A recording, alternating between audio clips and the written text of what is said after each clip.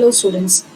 So இந்த வீடியோல நம்ம இன்னைக்கு பார்க்கிறது ஃபயர் ரெவென்யூ அக்கவுண்ட் ரெண்டாவது மாடல் அதுதான் இன்னைக்கு பார்க்க போறோம். ஸோ ஏற்கனவே ஒரு சிம்பிள் பேசிக் சம் உங்களுக்கு நான் நடத்தி போட்டிருக்கிறேன்.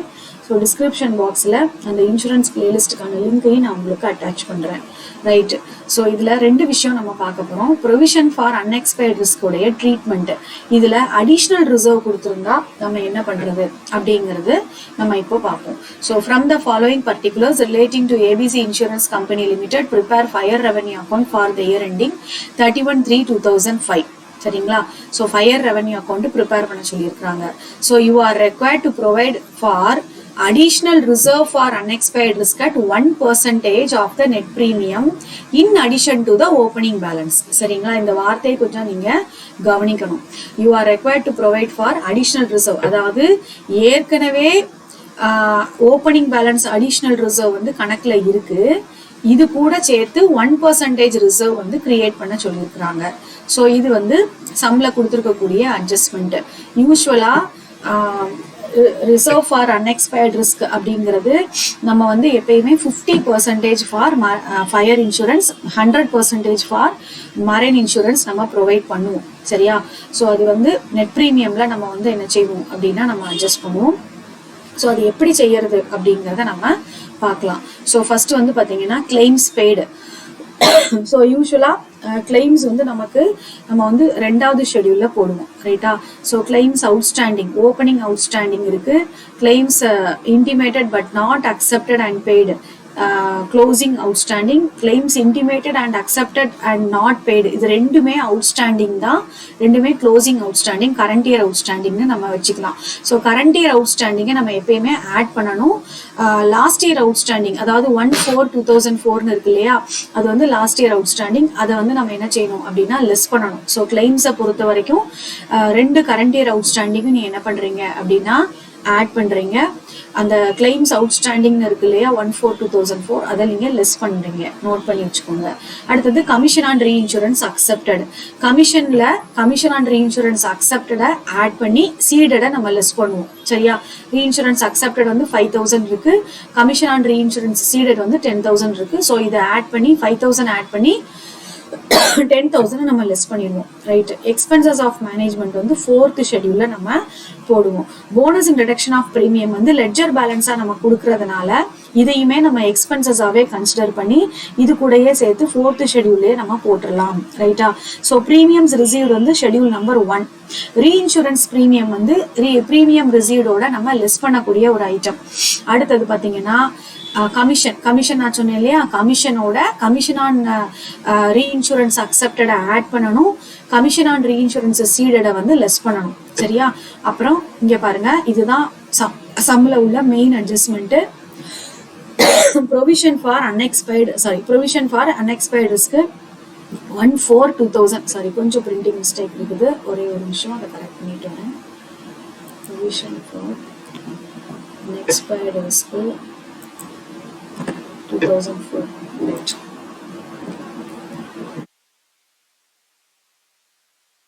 Right. Provision for unexpired risk 1/4/2004, இதுதான் ஓப்பனிங் ப்ரொவிஷன், 4 லட்சம் கொடுத்துருக்காங்க. Additional provision for unexpired risk opening balance 20,000. இப்போ நமக்கு என்ன அட்ஜஸ்ட்மெண்ட் இங்க சொல்லியிருக்காங்க அப்படின்னா, you are required to provide for additional reserve for unexpired risk at 1% of the net premium in addition to the opening balance. அதாவது opening பேலன்ஸோட சேர்த்து நம்ம என்ன பண்ணணும், ஓப்பனிங் பேலன்ஸ் ஒரு பக்கம் இருக்கு, அது கூட சேர்த்து நீங்க என்ன பண்ணுங்க அப்படின்னா அடிஷனல் ரிசர்வ் இன்னும் 1% கூட்டுங்க அப்படின்னு சொல்லியிருக்காங்க. சரியா? இதை நம்ம எப்படி பண்றது ப்ரொசீஜரலா அப்படிங்கிறத நம்ம பார்க்கலாம். So provision for unexpired risk opening balance 4 லட்சம், additional provision for unexpired risk opening balance 20,000 இருக்கு. ஸோ ப்ரொவிஷனுக்கும் ஒரு ஓப்பனிங் பேலன்ஸ், அடிஷனல் ப்ரொவிஷனுக்கும் ஒரு ஓப்பனிங் பேலன்ஸ் அப்படிங்கிறத நீங்க நோட் பண்ணிக்கோங்க. அட்ஜஸ்ட்மெண்ட்ல நம்ம பண்ண போறது அடிஷனல் ப்ரொவிஷனோட சேர்த்து 1% நம்ம கூட்ட போறோம் அப்படிங்கறத நீங்க நல்லா புரிஞ்சுக்கோங்க. இது போக 50% நம்ம வந்து என்ன செய்ய போறோம் அப்படின்னு கேட்டீங்கன்னா இந்த ஃபயர் இன்சூரன்ஸ்க்குள்ள அந்த provision for unexpired risk as usual plus additional provision. சரியா? ஸோ இப்போ பாருங்க, இதுதான் calculation. So premium received 12 lakhs எப்பயும் போல நம்ம போட்டுடலாம். ரீஇன்சூரன்ஸ் ப்ரீமியம் வந்து நம்ம வந்து என்ன செய்யலாம் அப்படின்னா 1,20,000 நம்ம லெஸ் பண்றோம். ஸோ 10,80,000 நமக்கு இங்க கிடைக்குது.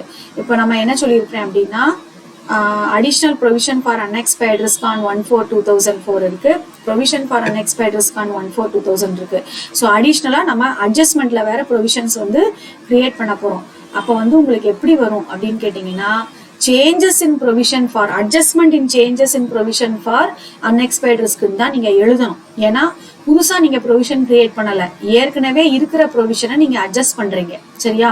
அதனால நீங்க என்ன எழுதணும் அப்படின்னு கேட்டீங்கன்னா adjustment for change in reserve for unexpired risk. ஏன்னா அட்ஜஸ்ட்மெண்ட்ல ஒரு ரிசர்வ் வந்து நீங்க கிரியேட் பண்ண போறீங்க with additional reserve.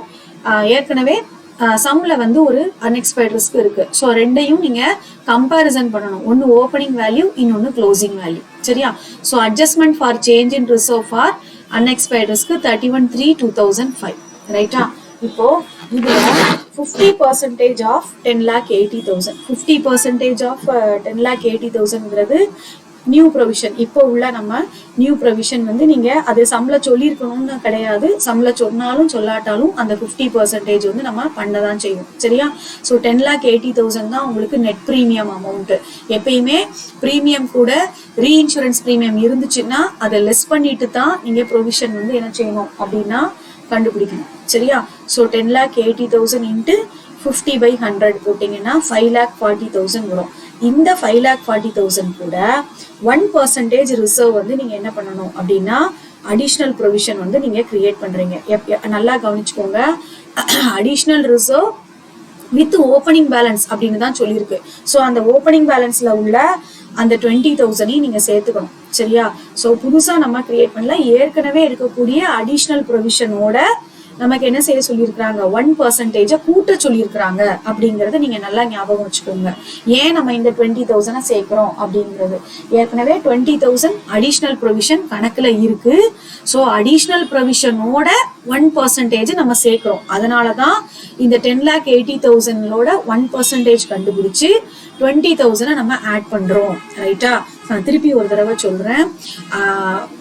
அட்ஜஸ்ட்மெண்ட்ல 1% unexpired risk கொடுத்துருக்கு, ரிசர்வ் அடிஷனல் ரிசர்வ் கிரியேட் பண்ண சொல்லியிருக்கு.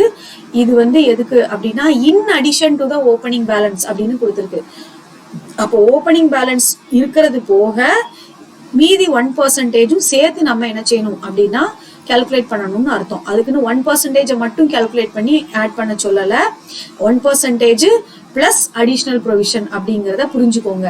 So additional provision opening balance 20,000, அது போக நீங்க நெட் பிரீமியத்துல இருந்து தான் அந்த அடிஷனல் ரிசர்வை கால்குலேட் பண்ணணும்.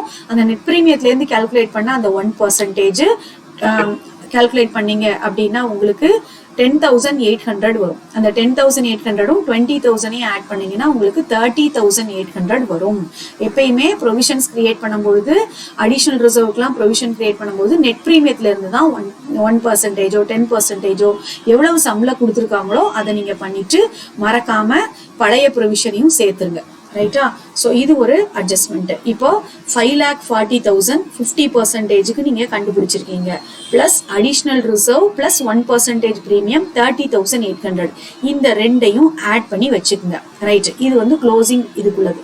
இப்ப பழைய ப்ரொவிஷனை கழிக்கணுமா இல்லையா? இப்ப லெஸ்ன்னு போட்டு reserve for unexpired risk 1/4/2004 4 lakh ஏற்கனவே நம்ம கணக்குல இருக்கு பாருங்க. 4 lakh இருக்கா? அது போக அடிஷனல் ப்ரொவிஷன் 20,000 ஓப்பனிங் பேலன்ஸ், இதை ரெண்டையும் ஆட் பண்ணி இது கூட லெஸ் பண்ணிருங்க. ஏற்கனவே க்ளோசிங் பேலன்ஸ் வந்து நமக்கு ஏற்கனவே கொடுத்துருக்கோம். இது கூட ஓப்பனிங் பேலன்ஸை நம்ம என்ன செய்யறோம் அப்படின்னா லெஸ் பண்றோம். ரைட்டா?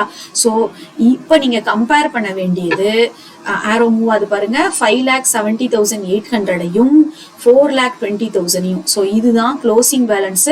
4,20,000 வந்து ஓப்பனிங் பேலன்ஸ். நான் ஏற்கனவே சொன்ன மாதிரி changes in provision for unexpired risk போடும்பொழுது உங்களுக்கு இந்த ரெண்டு டிஃபரன்ஸையும் கம்பேர் பண்ணி எழுதிக்கோங்க. ஸோ இது ரெண்டையும் மைனஸ் பண்ணீங்கன்னா 1,50,800 வருது. க்ளோசிங் பேலன்ஸ் தான் இங்க அதிகமா இருக்கு. So it should be deducted from the net premium. சரிங்களா? அப்போ க்ளோசிங் பேலன்ஸ் அதிகமா இருக்கனால நெட் பிரீமியத்துல இருந்து அதை டிடக்ட் பண்ணி காமிச்சிட்டீங்க அப்படின்னா 9,29,200 இதுதான் டோட்டல். இதுதான் டோட்டல் பிரீமியம்ஸ் ஏர்ன்டு. இதுதான் நீங்க ஃபயர் ரெவன்யூ அக்கௌண்ட்ல காமிக்க போறீங்க. ஸோ ரைட், ப்ரீமியம்ஸ் ரிசீவ்ல இருந்து ரீஇன்சூரன்ஸ் ப்ரீமியத்தை லெஸ் பண்ணிக்கிறீங்க, அட்ஜஸ்ட்மெண்ட் ஃபார் சேஞ்ச் இன் ரிசர்வ்னு எழுதுறீங்க, க்ளோசிங் பேலன்ஸ் கண்டுபிடிக்கும் போது க்ளோசிங் ப்ரொவிஷன் ஃபார் அன்எக்ஸ்பெக்டட்ஸ் கண்டுபிடிக்கும் போது வழக்கமா போடக்கூடிய 50,000 பிளஸ் 50,000 10,80,000 இருந்து கண்டுபிடிச்சு அதுக்கு பிறகு 1% அடிஷனல் ரிசர்வ் பிளஸ் 20,000 ரெண்டையும் கூட்டி நீங்க தனியா வச்சுக்கிறீங்க. அதுக்கப்புறம் ஓப்பனிங்க ரெண்டையும் கூட்டிடுறீங்க. ஓப்பனிங்ல என்னது ரிசர்வ் ஃபார் அன்எக்ஸ்பெக்டட் ரிஸ்கையும் அடிஷனல் ரிசர்வையும் கூட்டி ரெண்டையும் லெஸ் பண்றீங்க. க்ளோசிங் பேலன்ஸ் அதிகமா இருக்கிறதுனால நெட் பிரீமியம்ல இருந்து நீங்க என்ன பண்றீங்க அப்படின்னா அதை லெஸ் பண்றீங்க. சரிங்களா? ஸோ இதுதான் உங்களுக்கு கன்ஃபியூஷனா இருந்துச்சுன்னா திருப்பி ஒரு தடவை நீங்க போட்டு பாருங்க, உங்களுக்கு புரிஞ்சிடும். ரைட், நெக்ஸ்ட் ஷெடியூலுக்கு போகலாம். கிளைம்ஸ் இன்கர்டு ஏற்கனவே நம்ம சொன்ன மாதிரி ரெண்டுமே outstanding, current year outstanding. So current year அவுட்ஸ்டாண்டிங்கை நம்ம ஆட் பண்றோம், லாஸ்ட் இயர் அவுட்ஸ்டாண்டிங்கை நம்ம லெஸ் பண்றோம். Claims intimated and accepted but not paid 60,000 add பண்ணியிருக்கோம். Claims intimated but not accepted and பெய்டை நம்ம ஆட் பண்ணியிருக்கோம் 5,50,000. Outstanding on 1/4/2004 last year outstanding அல்லது ஓப்பனிங் எப்படி வேணா நீங்க வச்சுக்கலாம்.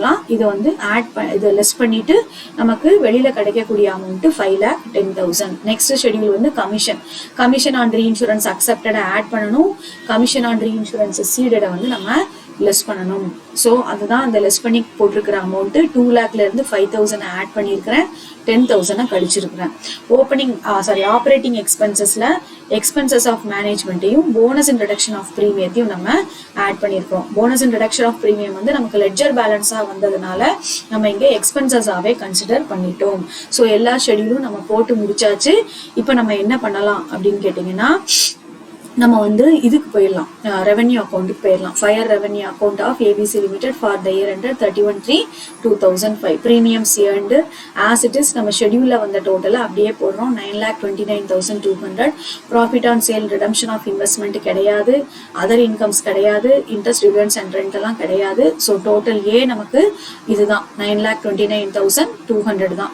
இப்போ டோட்டல் பிக்கு வந்து 2, 3, 4 மூணையும் நம்ம ஆஸ் பர் ஃபார்மெட் படி நம்ம ஆட் பண்ணிக்கிறோம். Claims incurred, commission, operating expenses இதை மூணையும் ஆட் பண்ணீங்கன்னா 5,10,000, 1,95,000, 3,17,000 ஆட் பண்ணீங்கன்னா ஆன்சர் வந்து 10,22,000 வந்தது டோட்டல் பி.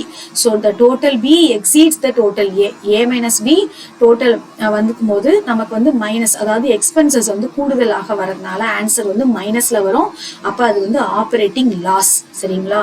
ஸோ எப்பயுமே ஃபயர் ரெவென்யூ அக்கௌண்ட்லயோ மரைன் ரெவென்யூ அக்கௌண்ட்லயோ என்ன நீங்க ஜெனரல் இன்சூரன்ஸ்ல ரெவென்யூ அக்கௌண்ட் போட்டாலும் உங்களுக்கு கிடைக்கக்கூடியது ஆப்ரேட்டிங் ப்ராஃபிட் அல்லது ஆப்ரேட்டிங் லாஸ் அப்படின்னு தான் நீங்க மென்ஷன் பண்ணணும். ஸோ அந்த வகையில எக்ஸ்பென்சஸ் இன்கம்மை விட எக்ஸ்பென்சஸ் வந்து கூடுதலாக இருக்கிறதுனால ஆப்ரேட்டிங் லாஸ் தான் நமக்கு இங்க கிடைக்குது 92,800. ஸோ நீங்க சொல்யூஷன் எழுதி வச்சுக்கோங்க. ரொம்ப முக்கியமான மாடல், அடிக்கடி இந்த மாடல் வந்து எக்ஸாம்லயுமே கேட்பாங்க. சரிங்களா? ஸோ திருப்பி இன்னொரு சம்மோட இன்னொரு வீடியோல நான் உங்களை பார்க்குறேன். ஸோ இன்சூரன்ஸ்க்கான அந்த பிளேலிஸ்ட்டை நான் வந்து உங்களுக்கு அப்லோட் பண்றேன். நீங்க வந்து என்ன பண்ணுங்க அப்படின்னா டிஸ்கிரிப்ஷன் பாக்ஸ்ல அப்லோட் பண்றேன். இது வரைக்கும் உள்ள போட்டதை பூரா நீங்க அதுல பார்த்துக்கோங்க. General terms, valuation, balance sheet, இந்த மாதிரி இன்னொரு 4-5 வீடியோ நம்ம இன்சூரன்ஸ்க்கு போட்டிருக்கிறோம். டவுட் இருந்துச்சு அப்படின்னா கமெண்ட் பாக்ஸ்ல எனக்கு என்ன செய்யுங்க அப்படின்னா நீங்க கமெண்ட் போடுங்க. தேங்க்யூ.